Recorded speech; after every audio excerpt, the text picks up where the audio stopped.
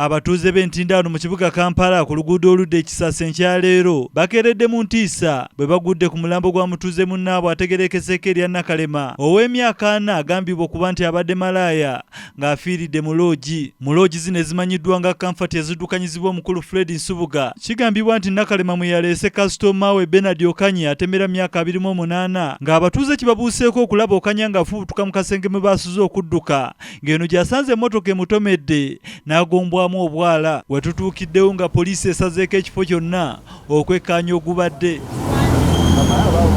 Tuwayizaamu n'abatuuze ne batubuulira ekibaddewo. Ate kyandibadde kirungi bakyala kwetunda. Sanga abantu bonna bali wano bagamba batuuze Malaaya wano mu LOOGI yembeera eriwo kati yalibadde kirungi atazze omuguzi ate kati otuga waaki.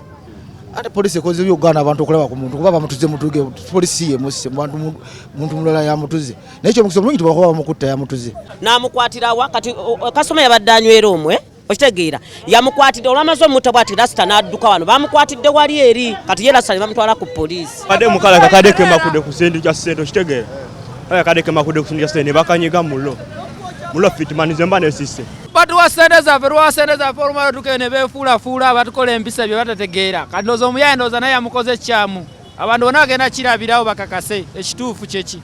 Abakyala tebakyayagala kukola bakyala bakole kubanga toyo omukyala abadde ng'ayogera lunaku nti bannange okufa tetugaana naye naafa ntya nina abaana naye nja kufiira mu LOOGI okiraba nti gubadde mulimu gwe abakyala bakole. Nsaba basajja balala tebakola ki nabo tubakora ng'ekyo ky'oyo omusajja kyakoze kyetaaga bamukwate bamutwale bamusibe oba naye bamutte. Amyuka omwogezi wa poliisi mu Kampala n'emiriraano Afande Luko Yesigire ategeeza nti batandise okunoonyereza okuzuula ekiise Nakalema. Kigambibwa oluvannyuma lw'okumukwata bagenze mu ruumu gye badde avaamu ati ne basangamu omukyala Nakalema Farida ng'ono yabadde amaze okufa nga kiteeberezwa okuba nti ono Kanya yakoze ekikolwa kino kunoonyereza kugenda mu maaso okumanya ekituufu ekiri emabegako okufa kwa Farida era nga yatwaliddwa dda mu ggwanika Mulago okumwekebejja obulungi.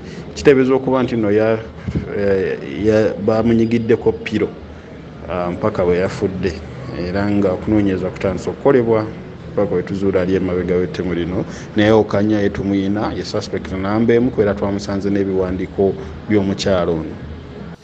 Waliwo abadde mu kifo kino poliisi bejjeeko statement n'omulambo ne gutwalibwa Mulago okwekebejjebwa. Eggulire lino likusakiddwa Joshua Mitala Mogawano na wali ku Record TV.